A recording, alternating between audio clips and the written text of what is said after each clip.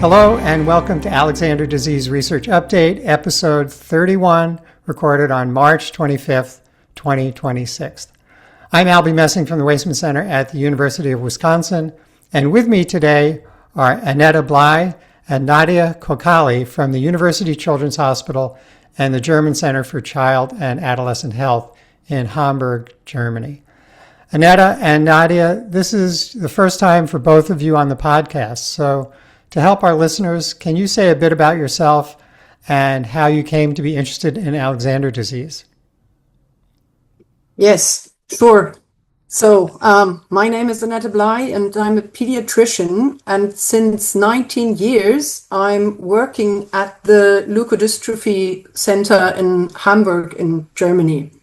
And since 8 years I lead the leukodystrophy team here. And we see all kinds of leukodystrophies, and some of these patients that we care for are Alexander leukodystrophy patients. So that's the reason we care about these patients. So my name is Nadia Kokaly. I completed my medical degree last year and work now as an MD. And during my time at the university, I had the privilege of working with Annette's team. And thereby I became very interested in these leukodystrophies, especially Alexander disease. Well, thank you again for being here. Before we get started, please send feedback and questions to my email at amessing@wisc.edu. Today we have two topics, the first being a paper written by our guests and published late last year in the Journal of Clinical Medicine, and entitled Description of the Hamburg Alexander Leukodystrophy Cohort, Insights into Practical Classification and the Care Situation. The second topic will be a somewhat strange one for this podcast, but I really hope you stay for the extra 3 minutes. And that topic is going to be when not to pay attention to a paper that has been published. Okay, back to the Hamburg cohort and what it tells us. So to me, this is really a two-part study. First, it's a series of detailed case histories for 9 people diagnosed with Alexander disease in the Hamburg Leukodystrophy Clinic. And second is the development of a very interesting and I believe long-sought measurement tool or scale to describe the severity of symptoms that someone with the disease has. So let me dive into my questions. First of all, what did you have in mind when you designed the study? Yes, over the years, as mentioned, we cared for various Alexander patients, and these exhibited a wide spectrum of phenotypes. And some of these patients showed remarkable clinical improvements after receiving steroid treatment. And we thought it would be interesting to write that down to let other caregivers or families know about these cases. And we also thought that the information that we had about the situation of healthcare would be worthy to get published to let others know what we observed. And Nadia was a very bright and good student, and she was engaged and she started to work with the Alexander data. Yes, because when I was a medical student, I had to do some research paper for my academic work, and I worked at Annette's group, and she offered me the opportunity to describe these special Alexander cases. And my task was to classify these children according to the published classification systems. How do you begin to think about the problem of coming up with a severity scale?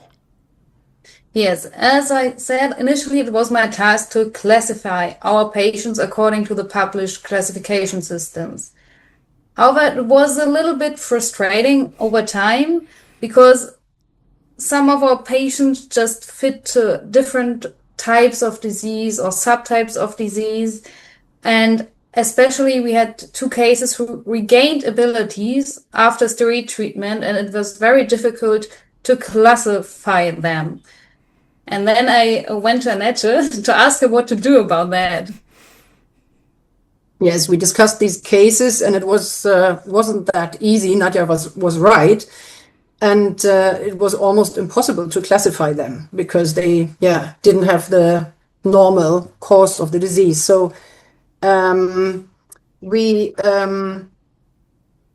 thought, how can we solve that problem? And we addressed 2, let's say, key areas of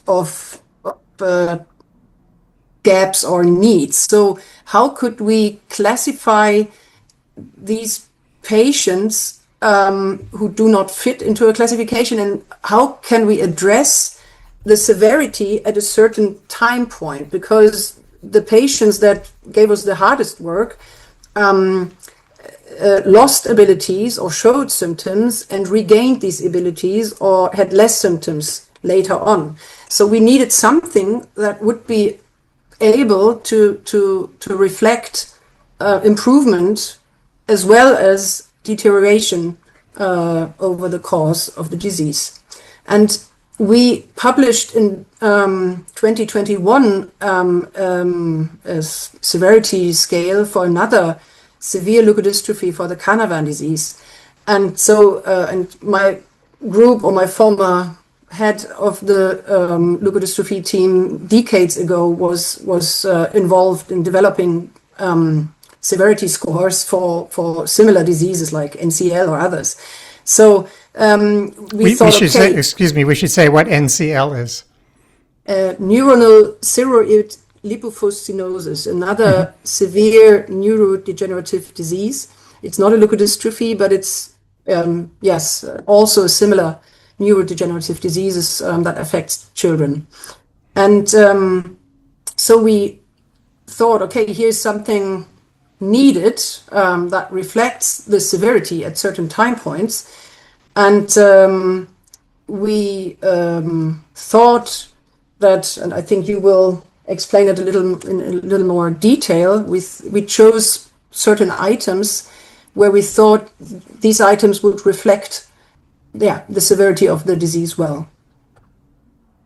So I will just maybe sum up the items of our severity scale. So for us, it was very important that this scale can be applied universally to all patients, regardless of their age or their subtype. So we chose these 6 K features that we observed in all age groups and subtypes to have like something like a time point specific surrogate marker of the disease burden.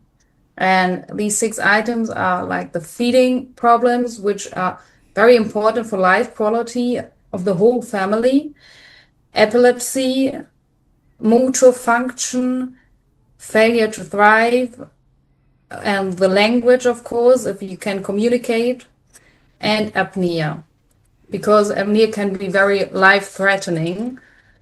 So that these were the 6 key features. We said these are very important also on life quality. So could you use one of your individual case reports and walk us through how that severity scale would be applied in that case? Yes. So for example, we have our patient 5. Our patient 5 was a very special case because this patient had an early onset, had motor function problems, was wheelchair bound for 1 year, had problems with eating, with speaking, epileptic seizures. So he got a very high score in the beginning. And then he had this steroid treatments. And at the end, he was able to walk again, unable. So he was not wheelchair bound anymore. These seizures suspended. He was able to communicate. The language got better. The eating got better. So he got a less point in the score, and that fits to the severity and also to the life quality of this patient. Yeah, so we should say something about exactly what this score sounds like. So there are 12 points total. That's the maximum. And the more points, the worse the Yes. symptoms, right? And 0 a healthy person with no symptoms at all would have a 0. Is that Yes, correct? Okay. that's correct. I have a couple of questions about this. One is, how easy is it to apply? And there's this concept of, that I'm sure you know about, inter-rater reliability, that if two of you, each of you separately scored somebody, would you come up with the same score? How does it fare with inter-rater reliability? Yes, this is something we we didn't really validate the score yet. So this is, as you say, it's very important to validate it. Inter-rater reliability is one important point. So I think we would not even only 2 raters try to rate the patient data, but also more. And other validation, like a longitudinal observation, would be very important. And because we only follow a very small number of patients, it would be important to follow a higher number of cases. And because we don't follow all here in Hamburg, there are other centers that have follow more patients. That would make sense to cooperate or to analyze them with a higher number of patients. So, one of the things I really liked about this scale is that it seems very straightforward, and it's not, at least the way I interpret it, it's not tied to a particular language. So that, especially when you get into certain types of cognitive measures where you're trying to assess language capability or cognitive function, there's lots of issues in terms of language and whether something that might have been developed in English could be rapidly translated to German or Italian or Asian languages. So this severity scale seemed to me at least relatively straightforward. Do you think it's straightforward enough that a patient could do it for themselves? Yes, I agree with you.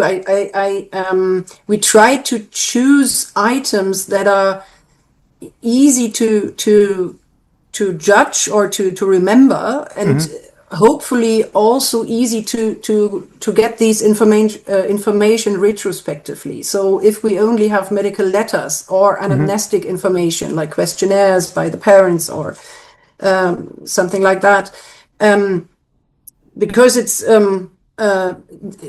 these are important major functions. So if you need a G tube or not, or if you have feeding problems, yes or no, and if you have an epilepsy, and is it what is the frequency? So that might be a little more difficult. We try to keep it as simple as possible and still be able to differentiate the severity. So I hope, yes. I can only say yes if we validated it. So, but that was one of the major work or thought that we spent, and we tried to choose items that should be remembered and should be easy to use. So families could use it. Depends. If it would be used for clinical trial, it would be helpful if, of course, PIs or whatever investigators would agree with that. Right. So Nadia, you mentioned right at the beginning that you were interested in trying to see how this fit with existing classification systems, and in fact, both of you raised the problems with the classification systems. The older age of onset one, of course, is very arbitrary about these age boundaries. And then when the type 1, type 2 came out in 2011, it was clear that there were some patients that didn't quite fit either one. And then when the cerebral bulbar spinal intermediate classification came out about the same year, there was that intermediate group that couldn't easily be put into one or the other. So what's your current opinion about classification systems? Are they helpful? I think they are very helpful, and also for like the caregiver, the family, that you have something you can say, okay, my child is more like type 1, and okay, these are the symptoms that may come up, and I can prepare myself for that, and maybe you can have these need of support, so that you are able to like organize the things you need for your children, like wheelchairs and everything at home. So I think it's very helpful to have these classification systems, but I also think that it is good if you can determine the severity over time also, besides these classifications, and besides if your child was maybe at the beginning more like type 1 or more like type 2, that you can see these changes over time. I think you mentioned that you're planning to do or hoping to do longitudinal studies. So what do you see as the next steps in this research? The plan would be setting up a multi-site team and collect like exam or scale or score the patients with the score, and then evaluate and analyze these data, and hopefully prove or not prove that the ADSS score makes sense or has a maybe predictive value as well. We don't know yet, so that's something we would like to know then. Yeah. Okay, so finally, very briefly, what would you say for the patient family community is the key message of this paper? Shall I start? Yes. So, as known, as described, often Alexander disease shows a very broad phenotype. Further outcome measure as the ADSS could be very helpful for evaluating new treatments that are ongoing in studies, or like individual treatments as steroids, whatever. And one important point that we mentioned in the paper is that the classification into the categories is nothing we can rely on. So, for example, if you have a later phenotype or an earlier phenotype, you can have symptoms from the other groups. For example, apnea, which is can be life-threatening, is something important, no matter what type you have. And this is something we observed in different types described in the other classification. So that's something we would recommend to all families to just have a checkup and have it in mind. That's something we would think it's important. Yes. Do you have anything else? No, I think you said everything. Okay. Well, let me follow up with one other question. You mentioned, and you referred to this as the ADSS a few times. That means Alexander Disease Severity Scale. Yeah. Right? Yes. Okay. Yes. Yes. You mentioned that you had put together a similar severity scale several years ago for Canavan disease and NCL. Right. How have those played out in practice? Are people using them? Are they refining them? Yeah, so NCL is a different group. It was my former boss who developed the first version, and then my colleagues here did a lot of new developments or versions, whatever. So, but the Canavan disease rating scale, it is used in one trial, and over the time, it's not the validation is not published yet, but it's so it's something we think that makes sense, but the proof of the validation will follow. Right, these things take time. All yes. Right, well, thank you very much for this discussion. Now I'd like to spend the last few minutes talking about the monthly updates that I send out, which largely consist of listing publications that have appeared in the past month. And these lists also feed into the full bibliography that I post online, which contains the entire Alexander disease research literature dating back to 1949 and now pushing 50 plus pages. In the past, I've tried hard to make this a comprehensive listing, figuring that while these publications might vary widely in quality, they have passed through the traditional process of peer review and at the very least represent good faith efforts on the part of the authors to contribute something worthwhile to a topic we all care about, understanding Alexander disease. But what happens when peer review isn't done well, or perhaps not done at all? Last month, a paper appeared on PubMed that I won't be including in the updates or bibliography. And I'm not going to name the authors of this paper, even though I think they bear most of the responsibility, because fault must also be shared with the peer reviewers and editors who took part in its publication. You might ask why I have such a strong reaction to this. The paper contains 5 figures to go along with the text, and it's a review article. Figure 2 contains 2 panels, the first of which claims to show a diagram of the GFAP protein with its various subdomains, like we've done before, the head domain, the tail domain, the central rod domain. And it illustrates a number of GFAP variants that it classifies as either benign or disease-causing. I studied this figure for over an hour. It contains at least 34 distinct errors.